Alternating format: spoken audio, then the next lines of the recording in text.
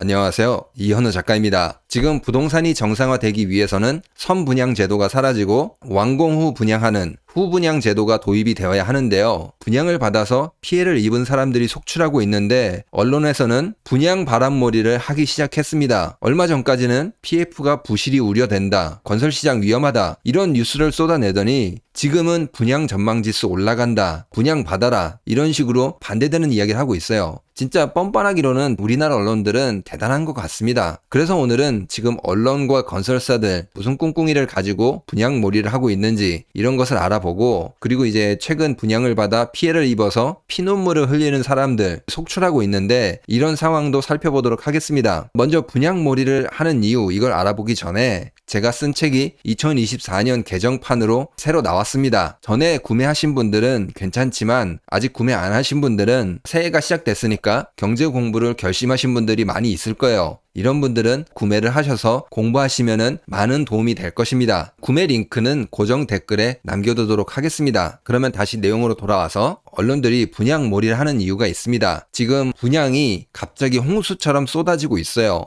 2월에 28,000가구, 전국적으로 3만 가구 쏟아진다는 뉴스가 나오고 있거든요. 언론마다 통계가 조금 다르긴 해요. 그런데 많으면 3만 건, 이 정도 되는 물량이 쏟아집니다. 그럼 이게 얼마나 많은 물량이냐? 2월 중에는 역대 최대라고 합니다. 여태까지 2월에 분양된 물량 이런 것들을 살펴보면은 2020년에는 거의 9,000건, 2021년에는 13,000건, 2022년 2월에는 25,000건, 2023년 거의 8,000건 이 정도였거든요. 그런데 지금 2024년 2월은 역대 최대로 거의 3만 건 가까이 됩니다. 그러니까 2023년에 비해서는 최소 3배 가까이 증가했습니다. 이게 작년에 분양시장이 안 좋았으니까 지금 완전히 밀어내기로 분양을 하고 있는 것 같거든요. 정부하고 어느 정도 입을 맞췄을 것입니다. 건설사들도 신생아 특례 대출 이거를 활용을 해서 어떻게 한다는 거예요? 여태까지 밀렸던 물량을 다 털어내고 싶다, 그 말인 겁니다. 그러니까 지금 어떻게 돼요? 이렇게 바람몰이를 하고 있는 거예요. 신생아 특례로 대출을 받아서 이거를 너희들이 다 떠안아라, 그 말을 하고 있는 거예요. 그리고 이제 보시면은 어디에 많이 몰려있냐? 수도권에 집중이 돼 있습니다. 15,000건 정도가 수도권이고 13,000건 정도가 지방입니다. 수도권에 완전히 집중이 돼 있습니다. 이러니까 최근에 언론에서 양극화가 심해질 것이다, 이런 이야기를 계속하고 있는 거예요. 물론 수도권에 사람들이 많이 몰려 살긴 하지만 그래도 수도권에 있는 물량을 빨리 털어내기 위해서 양극화 선동 이런 것도 하고 신생아 특례론 이거 지원 사격도 받아서 어떻게든 물량을 털어내자, 이런 일을 벌이고 있는 겁니다. 근데 이게 잘 될까요? 신생아 특례론 나와서 부동산 시장이 상승할 수 있다, 또 이렇게 이야기할 수도 있는데 제 생각에는 이번에는 완전히 망할 것 같습니다. 왜냐면은 지금 신생아 특례론이 출시 일주일 10,000명이 신청했다고 합니다. 그런데 여기서 10명 중에 8명은 기존에 대출 받은 것들 갈아타는 데 쓰겠다고 했어요. 신규로 집을 구매하는 게 아니라 이미 구매를 했는데 이제 신생아 특례론이 있으면은 이 대출로 갈아타면은 이자가 더 싸니까 그걸로 간다는 겁니다. 아파트를 새로 구매하거나 그런 게 아니라 실제로 집을 산 사람들은 1,500건 정도밖에 안 된다고 합니다. 부동산이 정말 고점이구나, 더 떨어지겠구나, 이런 거를 다 알고 있다는 겁니다. 신생아 특례론 이게 나와서 27조 이 정도 푼다고 했는데 지금 한 2조 4천억, 한 10분의 1 정도 소모가 됐거든요. 지금 봐서는 망한 것 같다, 그 말입니다. 지금 보시는 그래프는 서울 아파트의 매매 거래량입니다. 올라갔다가 내려오고 있죠. 예전에 올라갔던 부분이 이제 2023년에 50조 특례 대출 이걸 풀었을 때 조금 올라갔어요. 4,000건 가까이 올라갔거든요. 특례 대출을 중지하겠다 10월에 이렇게 발표를 하고 거래량이 폭락을 하죠. 지난번에 50조 특례 대출 이것만큼 지금 효과가 나타날까요? 전혀 나타나지 않을 겁니다. 왜냐? 집을 사겠다고 신청한 사람이 전국적으로 1,500명밖에 안 돼요. 이 사람들이 전부 서울에 집을 산다고 해도 과거 4,000건으로 올라오지 않습니다. 지금 2,000건 밑으로 떨어졌거든요. 2,000건에서 1,500건 더해도 3,500건밖에 안 돼요. 2023년만큼 회복이 안 된다는 겁니다. 부동산 시장이 계속 정상화로 가는 그런 길로 가게 될 거예요. 왜냐면은 건설업계랑 정부랑 손을 잡고 마지막 일격을 날린 거잖아요. 분양 물량에 신생아 특례론, 지원 사격, 언론들의 선동까지 진짜 연끌을 한 거죠. 부동산에. 그런데 어떻게 돼요? 신생아 특례론에 실제로 집을 사겠다고 지원한 사람은 1,500명밖에 되지 않습니다. 그러니까 완전 망했다는 겁니다. 그리고 분양을 받으면 절대 안 되거든요. 지금 건설사들이 언제 무너질지 모릅니다. 태형도 무너지고 있는 상황이에요. 대기업도 무너지고 있는데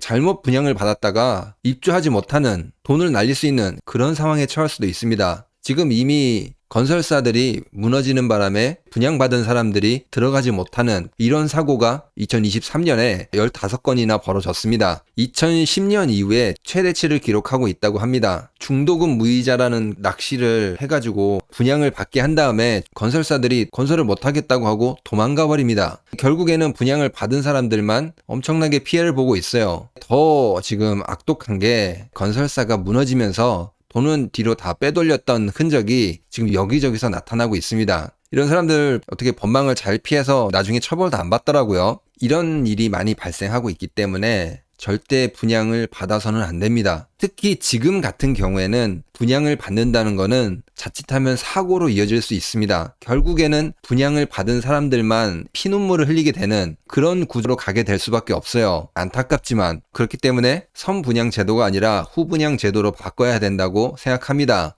그리고 지금 금리 이야기를 또 잠깐 하자면은 지금 언론에서는 금리가 자꾸 내려갈 것이다, 희망사항을 계속 적고 있어요. 2024년에 금리가 내려갈 것이다 계속 떠들었는데요. 이게 쉽지 않을 것입니다. 연준에서 원래 2024년 금리를 계획을 했을 때 6개월간 인플레이션이 지속적으로 하락을 해야지 금리를 내릴 수 있을 텐데 지금 물가가 살짝 반등을 했어요. 그러니까 물가가 계속 하락하는 게 아니라 아직도 조금씩 불안한 모습을 보여주고 있다 그 말입니다. 그러니까 파월도 확실한 징후가 보이기 전까지는 금리를 내리지 않을 것이다 이렇게 이야기했어요. 그냥 우리나라 언론들만 계속 설레발을 치고 있는 겁니다. 금리가 내려가야지 사람들이 대출 받아서 집 살 테니까 계속 내려갈 거라고 이제 거짓말하고 있는 거죠.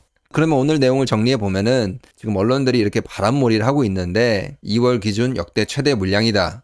정부의 신생아론 요거에 지원 사격을 받아서 물량을 털어내려고 하는데 잘 안 되고 있다. 지금 10명 중에 8명은 이제 기존 대출을 갚는 데 쓰고 1,500명 정도 얼마 안 되는 숫자만 새 집을 사겠다고 신청했다. 그렇기 때문에 서울 아파트 거래량을 기준으로 봤을 때 작년에 50조 풀었을 때만큼 그만큼 효과가 나오진 않을 것이다. 어떻게 보면은 건설업계와 정부가 합작을 해서 회심의 일격을 날렸는데 실패할 것이다. 이제 그 말입니다. 그리고 지금 분양을 받으면 절대 안 되는 게 지금 PF가 부실이 나면서 보증사고들, 분양을 받은 사람들이 피해 입는 이런 보증사고가 발생을 하고 있거든요. 2023년에 엄청나게 많이 증가했습니다. 이제 그렇기 때문에 중도금 무이자 낚시 이런 것에 걸려서 잘못하게 되면은 크게 낭패를 볼 수 있다 그 말입니다. 근데 이제 건설사는 이미 뒷돈을 다 빼돌렸죠. 진짜 악독한 것 같아요. 그리고 마지막으로 우리나라 언론들은 금리 인하 김칫국을 계속 마시고 있는데 그게 쉽지 않을 것이다. 왜? 물가도 살짝 반등을 했고 파월도 금리 인하에 대해서 굉장히 신중하게 발표를 하고 있어요. 그렇기 때문에 금리 김칫국은 이제 그만 좀 마시자 그 말입니다. 오늘 영상은 여기서 마치도록 하겠습니다. 구독과 좋아요, 알람 설정, 그리고 응원의 댓글은 영상을 만드는데 많은 힘이 됩니다. 감사합니다.